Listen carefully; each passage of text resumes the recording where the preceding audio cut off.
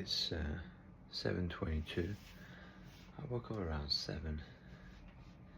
I need to head to the airport as I go monthly to do my signing at the CBSA, as I'm still an immigrant in Canada due to my psychedelic activist stuff. But yeah, there's some things that I wanted to talk about. I didn't really want to make a video before I perform my rituals, like say my prayers, perform my sacred ablution, do a quick little body movement. Before all of this, I always do, your body is your vessel, and when you allow it to align, I have a stiff muscles from the years of exercising I've done since I was a kid, and yeah, I need to really limber up my body. So I do some quick moves, like starting from the neck all the way down to the toes. But once I've finished limbering up, then I'll go perform my sacred ablution. And don't let religion hold back your spiritual self. What it talks about and what you should do, it gives you instructions, which are rules again. But spirituality is ruleless, you need to base it on, if you can base it on how you feel and what you feel is right. All the elements are sacred at the end of the day. In Anatolian belief, our creation story, it starts off with one of the angels, I'm not going to get into much detail, but one of the angels performing a cleanse, but only cleanses itself physically and doesn't ask the water to cleanse its body. And I believe, I know rather that, when we want, that's us wanting things materially, mechanically, which is what makes us somewhat stuck in a loop of thought and stuck within our ego, stuck within the material place. So it's important to perform my ablution, asking for forgiveness, not being the ideal perfect vessel, because we're not, because we have to strive for that on a daily basis. Again, we are the perfect products of God's cosmic order, which is nature, how he governs things. And to be the perfect product, we must continuously strive for that. And it's not something to do for God, that is within us, what we are. Our understanding is, if you're not religious, okay, we're not doing it for God, we're doing it for the God within ourselves. But this is why religion makes sense, because it takes away the aspect of you feeling like you're the superior one. It humbles you to yourself. And that's why, that makes God ever more real. Doesn't matter what you call, or there is no word for that, but we have a word already. And personally, I respect that word. And for me to perform ablution, I find that as a blessing. It's become more heart filling than just word saying, which is exactly what it should be. Everything you do, all your emotions should be there, especially when you say it. So yes, I'll perform ablution, then I'll come back, and then I wanted to make the video, but I really wanted to make the video now. I kind of said my prayers in bed, a little one, and it doesn't have to be you stand up or get on your knees. It needs to be felt. It doesn't matter where you are, it matters if you say it from here. And I wanted to share with you all the powers of where our thoughts are and what we know we can do, and how others impact that. Like this, me going through this fast, I got to meet a friend in the train station by chance, and she, she seemed a little worried. She's messaged me a few times. Another friend, my colleague rather, friend and colleague that I work with, he's messaged me a few times, worried. And also, big up to Darren and Chris, which I got to meet I got to meet yesterday. Full of flame, full of God's flame. They're holding that light. They have it within them. I admire that. We connected instantly. People,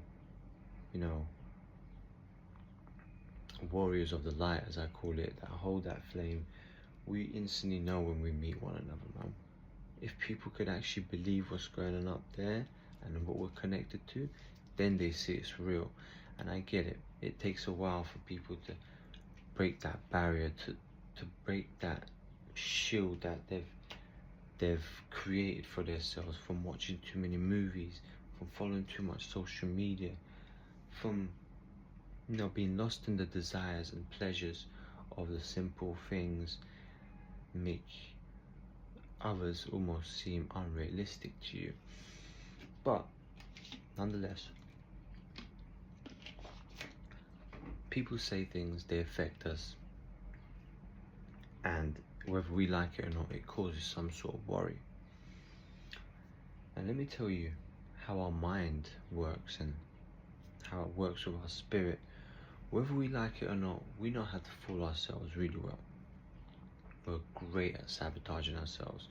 A lot of the times we do things that we don't want to do, so at the end of the day, the worst thing that happens to us is we'll get what we want. That's what psychology is in a nutshell, in many ways, in how we fool ourselves. And worry is like praying for what you don't want. You might not notice you worry, but till you self-analyze yourself, you don't really know, or till you're somewhere far down the road and you're like, that might have been in the back of my head this whole time.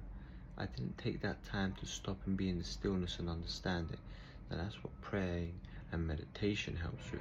It allows you to be in the stillness. I think in Siddhartha it said, it's good to be smart, but it's even better to be patient.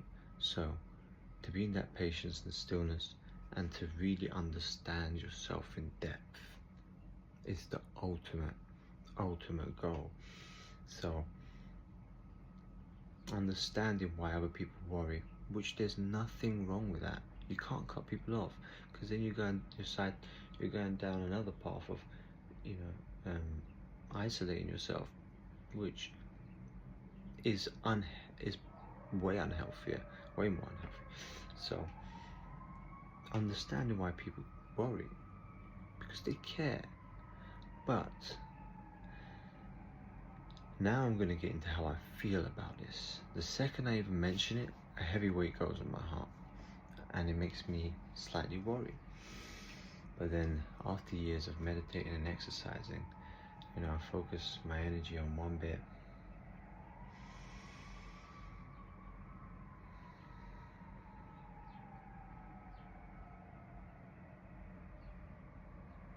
You really let go. You feel the tension release. And you tell yourself, you know where you're heading. You know what you can do. Voices will be voices, but what you are is you. And only you know where to scratch your head.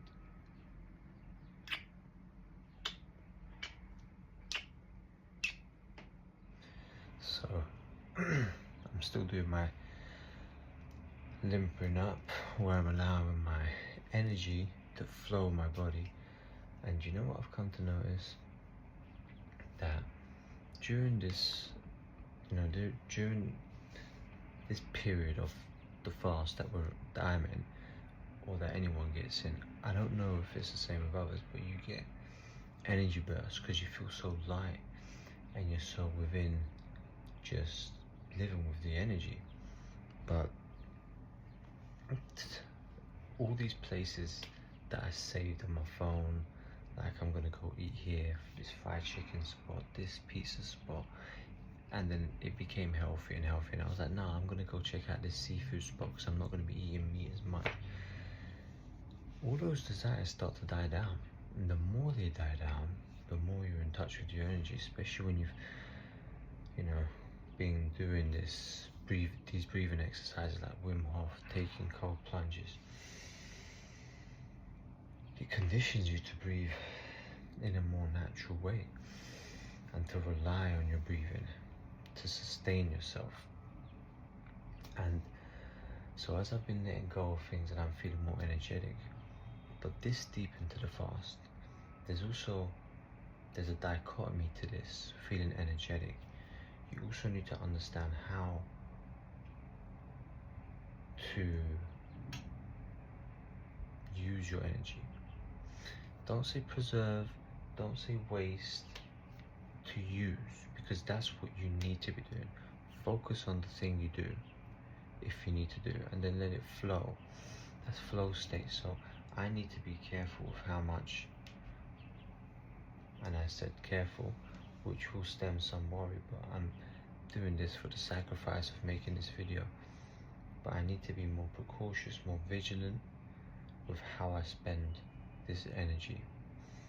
And I've come to notice that, it's okay to take, to do my process more gently, to walk up and down the stairs less, to try to focus on what other people are saying less. But also, this comes with great clarity, leaves your mind to access more, but not getting looped.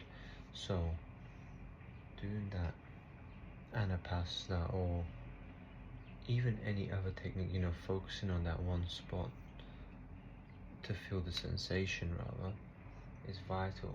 So things are going to happen, things are unraveling, and you're doing them, and you're continuously aligning yourself to be self-conscious and flowing.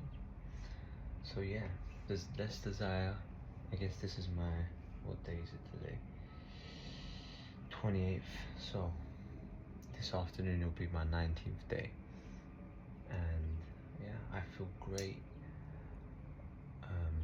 I understand that we don't need that much food, and when you're fasting, another thing I want to get into, don't be so, again, rules curtail freedom, and spirituality, when it's cuffed or when it's put in prison, it doesn't work. This is, I guess, what I'm doing here is allowing us to be free within the quantum spirituality, to find that energy yourself. Even spirituality it's such a label, it's a label that doesn't really capture, because whatever that place is, me and a friend had a similar trip yesterday. It's like, we play, let's say you put a vinyl, he came up with this analogy, but it was the exact same thing that we were living, where we were going through a sleep state and awake state, and was able to stay somewhere in between. And when we're looking at that place, it's not like you put the vinyl down and the pin's playing one part. It's like the whole thing is expanded, and you're just there. There are no words for that, but for you to get there, it comes through releasing your tension. It's not about belief, it's about the know. What's it called, the Atma? We all have that. We all have it as kids. We all have that experiential, sensational, that understanding of sensation since from when we're born, and even actually before when we're born. But to go forward, you must find yourself from where it began, and then that that's not where it began.